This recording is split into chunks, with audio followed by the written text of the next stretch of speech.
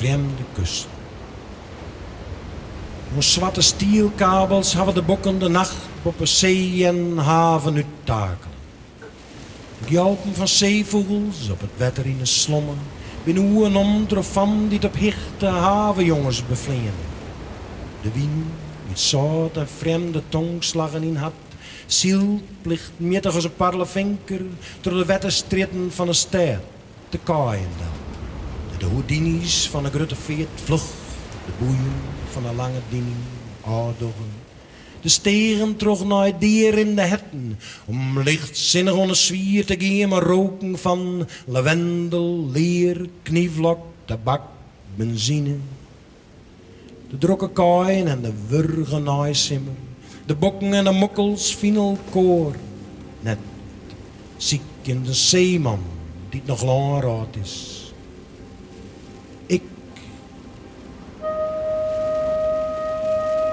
Dit is mijn landschap.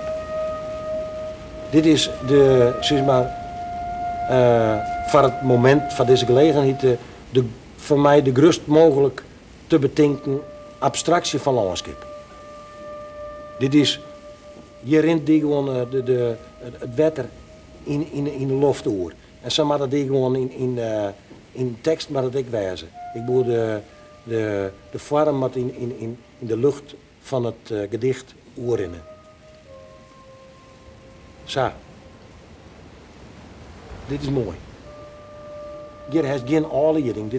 Dit is wat het is. Dit is imposant. En ik al zie er geen wetter tussen kunnen weer hier. Maar dit is wat je, nou zit maar lieds bij worden. Zal iets dat je die gewoon dagelijks weer alles in jezelf wijzen kan.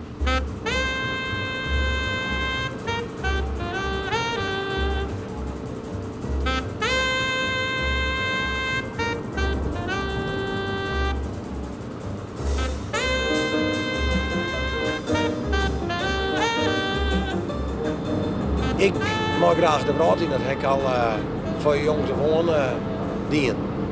En dat je toch in oerlijk je reizen toch je indrukken op en daar ben ik de weerslagen van in mijn werk. Voor mij is de vraag zo groot als dat ik een bereiziger is, zeg maar. Bij mij is het basis van mijn werk is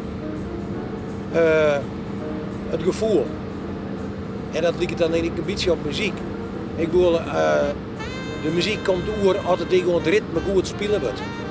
En zo gaat het bij mijn vader het gaat om het ritme en de zongzaamheid van de taal zodat ik het componeerd heb.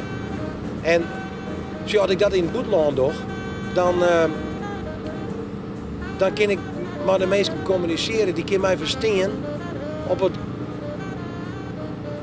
op het niveau van het gevoel. En dat is de reacties die ik in het boetland heb. Mensen die binnen vaak ondien en dan hebben ze niks verstaan.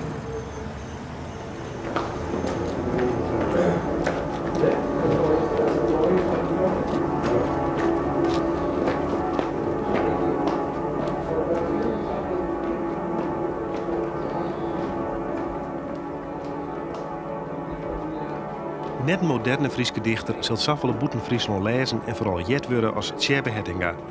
Zo'n 1973 verschijnt zijn poëzie dat landschap een wichtige rol in spelen. Hettinga neemt de lezer en taharker mee naar het landschap van zijn jeugd, dus het westhoeken van Friesland, maar ik schildert er de landschappen van streken volle verder voort. Zijn werk verschijnt in Hollandse, Engelse en Duitse oorzetting. In het universiteitsstadje Tübingen, net de verneemde Duitse dichter Friedrich Hölderlin leven en werken, kwam recentelijk de bundel Friesland de Vroot uit.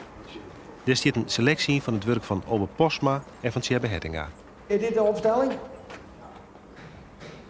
Dan zet ik hem hier even te plak. Dan heb ik dat aans net mis. Het is slim simmer, de zinnewing deze middenmaat jocht dat eerst op de groene harpen van de heuvels. Zing groente.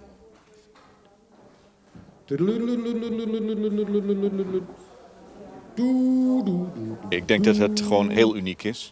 En verband houdt met het feit dat deze Hölderlin-turm een plek is waar poëzie gepflegt wordt, zoals je in het Duits zegt.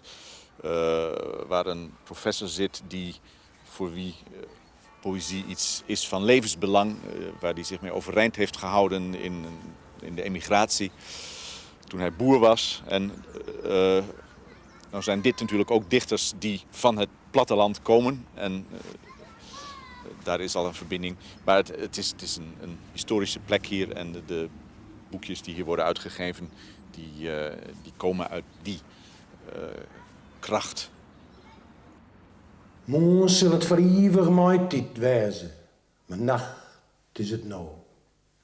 De mannen, de ziel van hem die stiert in het zuster, is vol en dronken als de paden tussen het warpen, hoe zwarte piramiden van pleetsen, vingerwijzingen van pictures, godshuizen en een peeze motorkap, naar het vaderpaad dat slinger in zijn blinkkapen eens te staan, in een laatste zucht van de wind om de sterren. Hoe het veld van bed is het riepjen te jaren. En boven de hallererg van het wijnhuis, maar de zwartlakte Tilbury, stiet Venus te wachten op diens wat de heenst die nou haast. In een dream van jacht riest uit zijn zee, zoute staal. Also wir haben im Turm, hier im Hölderlin-Turm, bislang, würde ich sagen, sehr selten, wenn überhaupt mal so einen Vortrag gehört. Es war sehr beeindruckend. Wir haben im Seminar gehört, dass er sich an Dichtern wie Dylan Thomas oder Walt Whitman orientiert. Und ich kenne Vorträge aus dem Radio von Dylan Thomas und ich würde es am ehesten damit vergleichen wollen, wenn überhaupt. Also für mich war es ziemlich einmalig, das zu hören. Der war unglaublich, also der war sehr beeindruckend. Ich habe also selten eine solche Sprachgewalt im Mündlichen gehört, die sich beim Lesen nicht nachvollziehen lässt, weil einem der Vortrag fehlt. Also dass diese Körperlichkeit der Sprache, die sich so artikuliert und wo Klänge da sind, das habe ich also im Deutschen eigentlich nie gehört, nirgendwo. Ich glaube, viele Deutsche würden es nicht wagen, so persönlich vorzutragen und so persönliche Bilder. Es ist ja auch viel von seiner Landschaft, von seiner Kindheit, von seiner Familie. Ich habe selten so etwas Persönliches gehört jetzt von deutschen Lyrikern. Ja, ich glaube, eben das Einzigartige daran und der Eindruck einer dichterischen Authentizität, das ist einfach echt. Und etwas, was man verloren hat, also was in der heutigen Sprache, in der allgemeinen Poesiesprache verloren gegangen, die ja immer wieder sich nicht zu sprechen im Grunde traut, ist auf einmal ein Sprechen, das ganz natürlich kommt in diesem ganzen Pathos. Es führt zurück, wie Poesie eerder war. Wie sie wohl war, wie man sich Rhapsoden, er ist ein Rhapsode, ein neuer Rhapsode. Ja, es hat mich sehr, sehr stark beeindruckt. Dat vaderpaad, dat de mekaar uit de paden slacht, dat de blinkapen dwarp min dream van hemelvarn, de zeeuwen zweven liet on een onbiedige ballon van een moanne, dat een leefde lene trog viert het wiest, naar een zee, zoute stal, maar een goudgeel bed van zeestrie en een zee die het altijd jacht het, fjouweret op een pad, voort. En speken in het ziel van een heeg, volle zwartlakte simmernacht, draaien haar roengislien, staren gewoon de bek. In het jacht van tijd versplinterende sterren en vaderpaad en Venus rieden door de nacht van het nou, want eer had het voor eeuwig mijn tijd best. Eer. Ik ben tussen de Hindus opgegroeid. Er waren altijd Hindus op een plaats. Het vaderpaard, dat is een begrip uit de Hiensterverhaal, een Hienstertiske term. En ik heb dat woord van uw huid. Dit zelfs ik een Hienstertisker in hier naar zien wie. En een vaderpaard is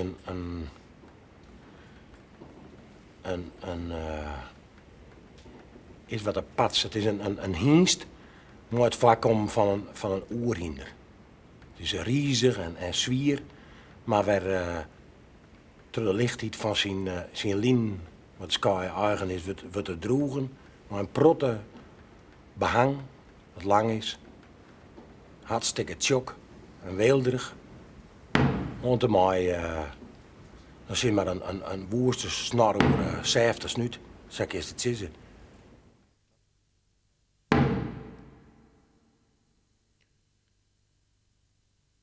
Vannacht zal het vrije nacht wezen. Het maaitijd in de broze spiegels van het ondenken. Het licht toen het valt. En eren brekken in holle. In een windstille pleet dat een blinde planeet liek. Een ziel in omslingert die de dwarren dicht klapt vindt. Feinsters mijn hienste hoeden blinkkapen.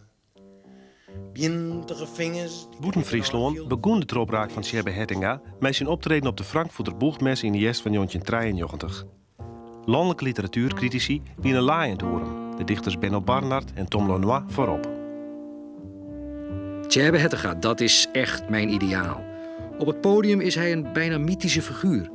Als je naar hem luistert, lijkt het net alsof je in de teletijdmachine bij de wortels van een oeroude taal terecht bent gekomen. Zijn poëzie golft als de zee bij windkracht 8 en galmt als een klok over het vlakke landschap. Wie Hettinga leest, denkt aan vooroorlogse dichters. Adriaan Roland Holst, Hendrik de Vries, Slauerhoff, aan de zwerversromantiek van Aart van der Leeuw, de kosmische vergezichten van Marsman. Ik wist niets van Hettinga, zette de cd op en gaf mij na ongeveer 2 regels al gewonnen. Wat ik in die 6 seconden hoorde was niets meer of minder dan een stem, en wel de stem van iemand die recht uit zijn hart sprak en dat vervolgens ruim 50 minuten zou blijven doen. Het generaal, nee, is dat net de atlas zeg maar. En ja, dan heb je wat een boetepositie. Maar ik blijf bij dat wat mij aanspreekt. Ik bedoel, dat is dat wat ik graag lezen mag. Dat is wat de verbeelding is, wat mijn klankwerken wordt, wat een trioend ritme onder zit. Dat vind ik mooi poëzie. Dat hier van de recensenten schreeuwen in van de Hollandse kranten. Een bedaarde huiselijke dichter is die Hettinga niet. Nee, het gaat een hele positieve recensie hè, van het oren, maar... Nee, maar dat is ik zeker. Er moet pit in een tekst zitten. Er moet wat gebeuren. Er moet vuur in zitten. Daar werd het om dingen gaat. En het gaat mij gewoon om... Dat is een verschil, denk ik. Het gaat mij om de evocatie, het oproepen. Een tekst moet oproepen, een tekst moet sfeer hebben. En die sfeer, die kiest bij de meesten ik weer oproepen. En het gaat mij dus in eerste instantie net om zeg maar, een analyse te maken van wat leven in de breedste zin van het woord is. Ik liet liever het leven die gewoon zien. Een fiek uit het leven.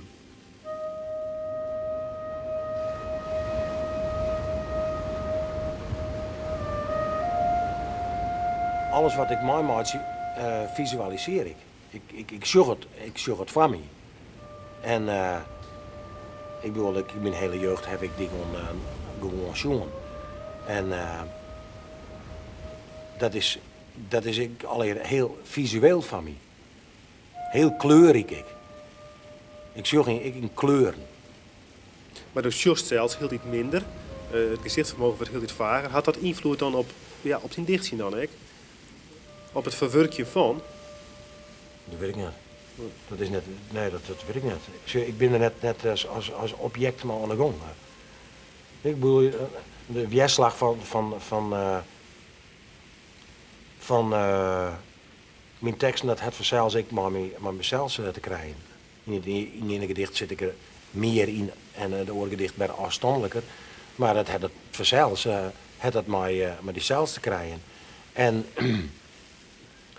er zal misschien ik wat van mijn net goeie zin in zitten. Dat zou kunnen. Maar het is net mijn eerste doel. Ik bedoel, nee, daar ben ik net maar de gang. Ik ben bij ideeën aan de gang. En om die, zeg maar, never zat ik het veel te mooi maken om die te verbeelden. Ja. En ik heb absoluut, stiert het mij net in de waai dat ik net goed zag om het te verbeelden.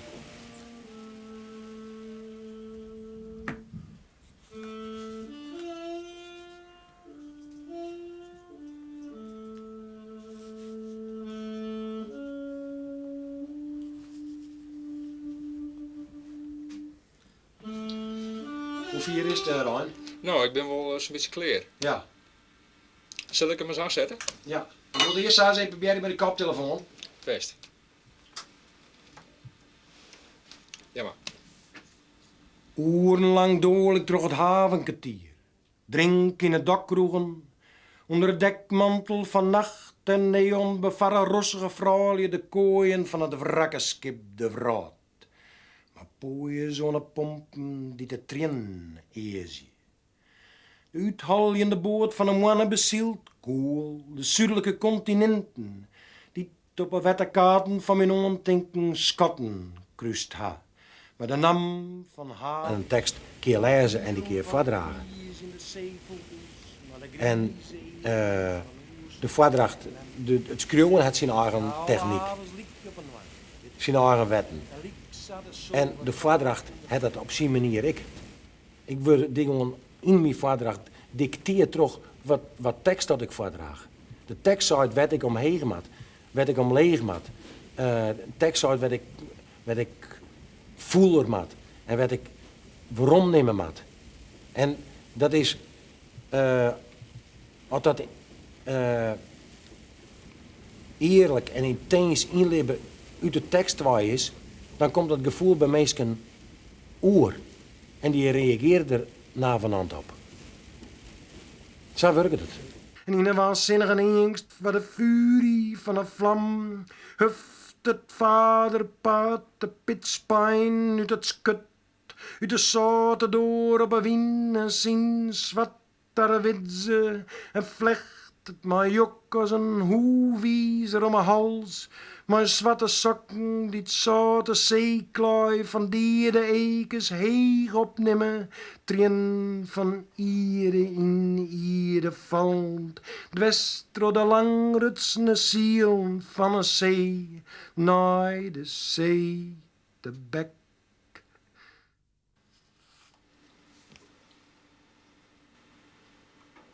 Met even roken.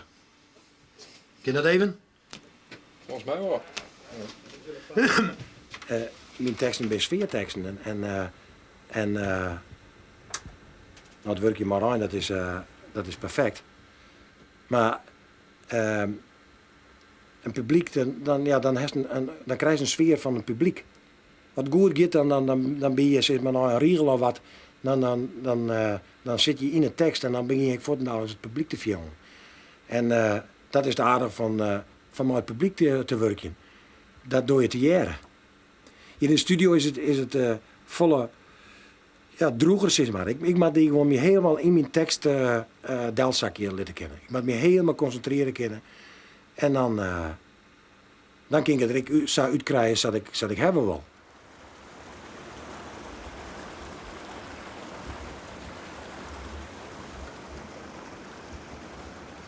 Zuster zal het wezen. Honten zwartlak de tilbrie uit het webbige wijnhuis van een dream. Blien zeer dat ik het merk, het chill van een mannenzil kreekje en de hoens zal omslaan bij het jaren van het kraaiende lucht. De pleet zal optuin vrezen in de glinstering van het douwen En het waren Celine gaan, voor de zwellen en de zwevende hindes. Het nou de zinnen door de villen tuig en het gijs de onschuld van de jeugd heugen. Het witte zuidenwinden vieren toes in iere oren de tijd lezen grijden oerstruien. En let het genot komen als een vreugde van vier, tooit in zwierige verhalen. Tjebbe die heeft een zeker een pathos, noem het maar. En dat is uit de Duitse poëzie verdwenen na de Tweede Wereldoorlog, waar natuurlijk iedereen erg bang was om grote woorden te gebruiken, om ook mystieke dingen te zeggen. Men wou de zaak nuchter hebben en zo helder mogelijk. En Tjebbe's poëzie, dat is vanuit het gevoel, vanuit de taal. En hij heeft daar geen remming in, maar ik denk Duitsers zelf hebben die remmingen wel. Want die weten dat je met een soort hypnotiserend taalgebruik, dat Tjebbe natuurlijk heeft, dat je daar politiek een hele verkeerde kant mee op kunt gaan. Maar desondanks kind Tjebbe je wel wat jaren worden.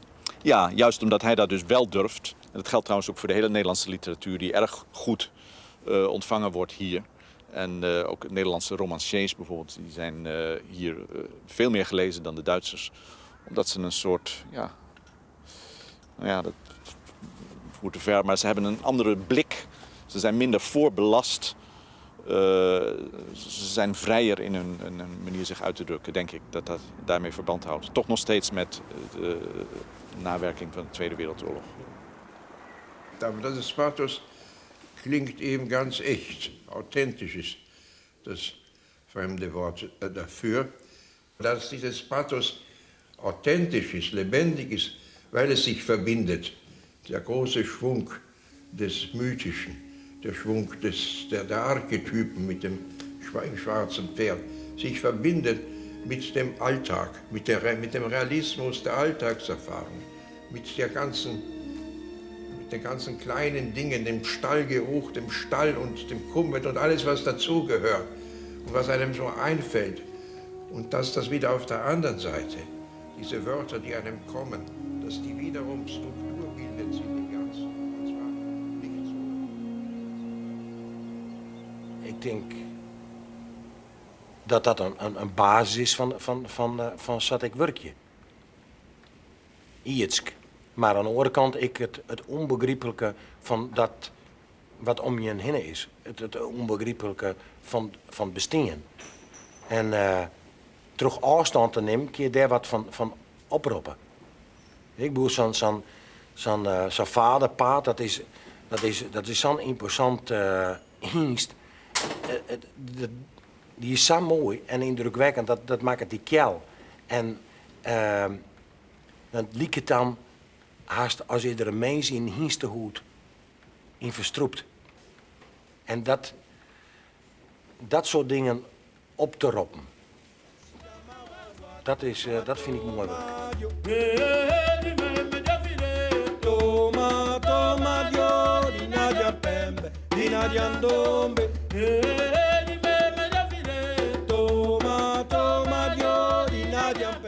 Alles is mij in wezen poëzie. Zat je maar in vak omgeeft, zat je meestal niet in komen. Een sfeer, een situatie. Dan binnen die gewoon toevallige dingen. Er komt meesters in die had dezelfde interesse. Basiel ben ik zien komen en dat wie een percussionist. En een professionele percussionist had er in Afrika altijd west. Net vlechtje matten. En dan komen dingen bij elkaar.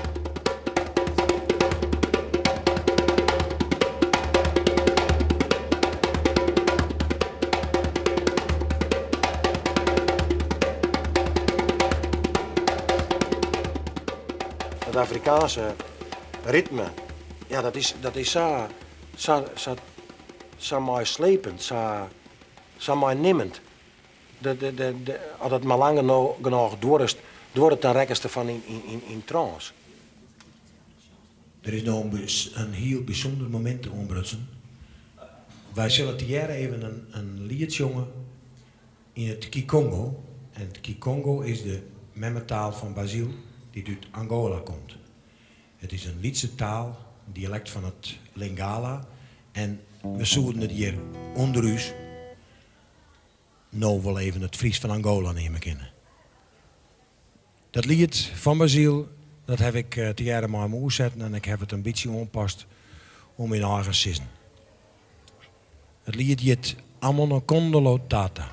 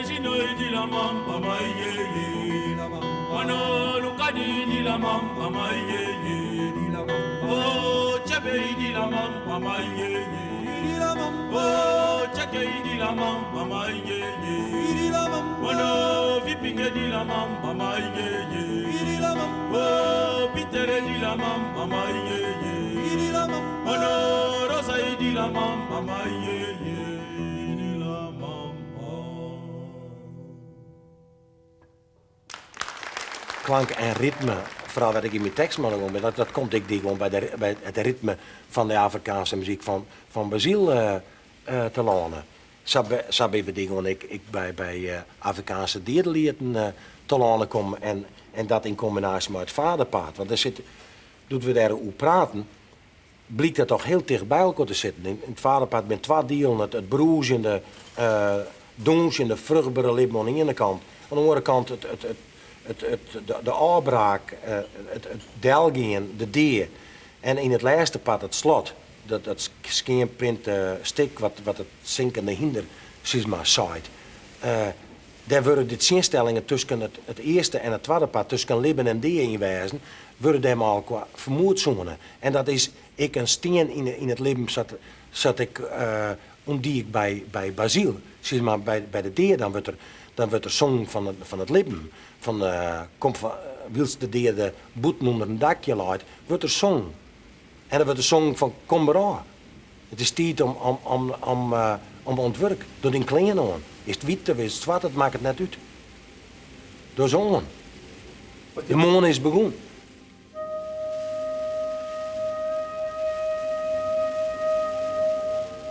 Het zou de dag vergaan en de jong komen, met zijn bruine wjokken. Dit de romers van de idel hiet geen kwelling voor de geest wezen. Dit het luidje net door een oorroer. Het goelen ek net.